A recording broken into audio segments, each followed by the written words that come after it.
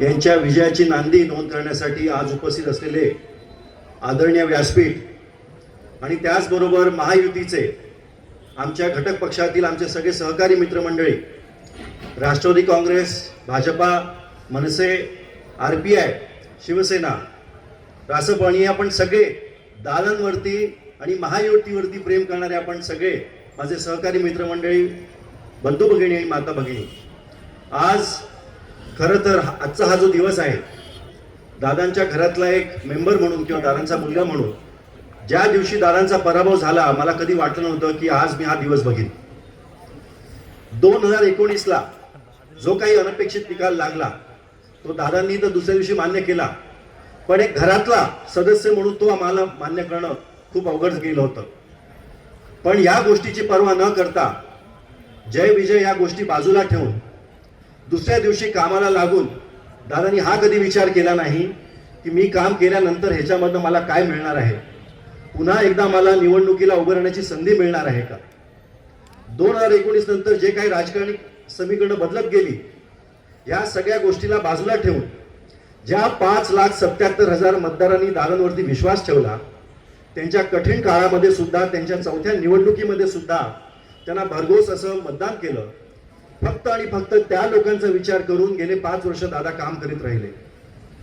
आणि मी त्यांची ही काम करण्याची पद्धत जरी एक मुलगा जरी बघितलेला असेल तरी एक कार्यकर्ता म्हणून मला खूप आश्चर्य वाटलं की राजकारणामध्ये काम करत असताना माणूस नेहमी स्वतःचं स्वार्थ, स्वतःचं ध्येय, स्वतःची ॲम्बिशनही बघतो. पण या सगळ्या गोष्टी बाजूला ठेवून सुद्धा मी लोकांमध्ये राहून लोकांसाठी कसा उपयुक्त होऊ शकतो या एका भावनेने त्यांनी मागची 5 वर्ष काढली. खरं तर अनेक लोकांनी, विरोधकांनी प्रचार केला की यांचे उद्योग व्यवसाय आहेत, परदेशामध्ये यांच्या कंपन्या आहेत, तर हे तिथे रमतील. पण मी तुम्हाला कबुली देतो, मला सुद्धा वाटलं नव्हतं की पराभव झाल्याच्या नंतर दादा आम्हाला घरामध्ये एवढे दुर्मिळ होतील. आणि फक्त हा एक विचार ठेवून मागचे 5 वर्ष त्यांनी प्रत्येक तालुक्यामध्ये, प्रत्येक मतदारसंघामध्ये लोकांपर्यंत पोहोचण्याचा प्रयत्न केला. आणि त्याच गोष्टीची पोचपावती म्हणून जरी काय राजकीय भेदभाव असतील, गेले 20 वर्षाचे संघर्ष झालेले असतील, त्या सगळ्या गोष्टी बाजूला ठेवून मोठ्या मनाने राष्ट्रवादी काँग्रेस पक्षाने दादांना उमेदवारी दिली.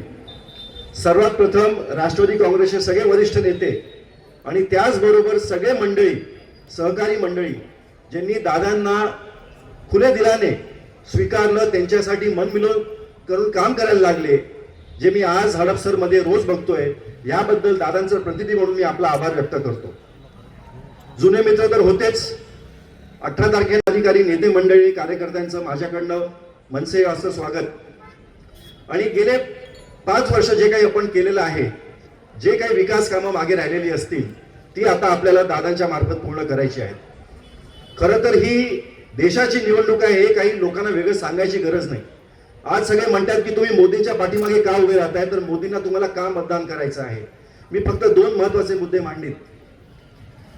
ज्या काळामध्ये हे भाषण आहे पार्लमेंटच्या हाऊसवरती, पी चिदंबरम जो एक जगविख्यात अर्थतज्ञ मानला जातो, आणि त्याने चेष्टा केली होती UPI सारख्या एका नाविन्यपूर्ण उपक्रमाची. आणि ते म्हटले होते की UPI जेव्हा तुम्ही अंमलात आणाल आणि तुमच्या डोक्यामध्ये हे जे काही विजन आहे की UPIच्या मार्फत जो एक रस्त्यावरती एक भाजी विक्रेता असेल, एक ज्यूसवाला असेल, एक फळवाला असेल, तुम्ही त्याला UPIचं एक QR कोड द्याल आणि त्याच्या जीवनामध्ये काहीतरी बदल घडून आणणार, ह्याच्यावरती चेष्टा केली गेली होती. आणि आज तीच गोष्ट UPI हे आज फक्त सर्वत्र भारतमध्ये फक्त फिरलेलं नाहीये, तर युरोपमध्ये सुद्धा आज त्याचा गवगवा होत आहे. सिंगापूर सारख्या देशामध्ये सुद्धा UPI अंमलात आणलं जात आहे. ही खरं भारत देशाची ताकद आहे. ही फक्त एका पक्षाची नाही किंवा एका नेत्याची नाही, ही आपल्या सगळ्या जनमानसांची ताकद आहे, जी भाजप असेल, शिवसेना असेल, राष्ट्रवादी काँग्रेस असेल, ही एकत्रित करू इच्छित आहेत. मी याचं उदाहरण तुम्हाला, पुणे नाशिक रेल्वे, पुणे नाशिक महामार्ग हा एक प्रकल्पाची त्यांनी एक मागणी केली होती आणि अगदी 2019 पर्यंत त्यांच्या ह्या प्रकल्पाची खिल्ली उडवली गेली होती. खरा नेता तोच असतो जो स्वतःचं ध्येय लोकांसमोर मांडतो आणि लोक त्याच्यावरती काही जरी बोलले, काही जरी शेरेबाजी केली, तरी ते सगळ्या गोष्टी बाजूला ठेवून लोकांच्या कामासाठी झटणारा तो खरा नेता असतो. आणि हेच साम्य आपल्याला नरेंद्र मोदीजींमध्ये दिसतं आणि हेच साम्य आपल्याला आपल्या मतदारसंघामध्ये महायुतीच्या उमेदवारामध्ये दिसतं. येणारे 20 दिवस हे आपल्यासाठी भरपूर महत्त्वाचे आहेत.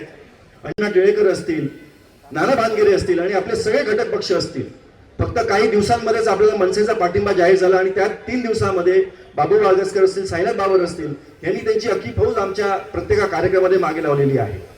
आणि मला पूर्ण खात्री आहे जे काही प्रेम आपण मागचे 15 वर्ष दादांवरती दिलेलं आहे, मी दादांच्या घरातला एक सदस्य म्हणून मी तुम्हाला एक ग्वाही देतो की आपल्या ज्या काही अपुरे कल्पना असतील, आपले अपुरे प्रश्न असतील, विकास कामं असतील, ही दादांच्या पाठीमागे लागून मी हे तुम्हाला खास करून असं सांगतोय कारण का दादांच्या 4 निवडणुका हडपसर मी पाहिलेल्या आहेत. म्हणून दादांचा जेवढा हक्क इकडे आहे तेवढाच माझाही तेवढा हक्क आहे की दादांकडनं ते काम तुमच्यासाठी मागून घेणं आणि ते मार्गीच लावून आहे. जे काही आकडेवारी सांगितली गेली आहे त्याच्याही पुढे जाऊन आपण या भागामध्ये इतिहास घडवून आणणार आहोत आणि येत्या 20 दिवसामध्ये याच जोशाने, याच वेगाने आपल्या सगळ्यांना काम करायचं आहे. जे काही छोटे मोठे हेवेदावे असतील, तुम्हाला कुठेतरी वाटत असेल की प्रचार यंत्रणेमध्ये काही गोष्टी कमी पडलेल्या असतील, त्या माझ्यापर्यंत पोहोचवा, आपल्या मार्गदर्शन करत पोहोचवा आणि मी तुम्हाला पूर्ण ग्वाही देतो आपल्या ज्या काही अडीअडचणी असतील त्या तत्परतेने सॉल्व्ह केल्या जातील. पुण्याच्या पूर्व भागातील 1938 पासून ग्राहकांना गुणवत्ता व सेवेची हमी असलेले अग्रवाल स्वीट्स म्हणजे नुसती परंपरा नाही तर चोखंदळ खवयांसाठी मेजवानी आहे. स्वर्गीय मुन्नालाल अग्रवाल यांच्या प्रदीर्घ वारसा सांभाळत अग्रवाल कुटुंबियांनी स्वीट्समध्ये ग्राहकांची गरज ओळखून अस्सल तुपातील पदार्थ आणि तत्पर सेवेचा वारसा जपत फूड क्षेत्रात नावलौकिक मिळवला आहे. हडपसर गाडी तळ व आकाशवाणी रविदर्शन येथील अग्रवाल स्वीट्सच्या शाखेला नक्की भेट द्या.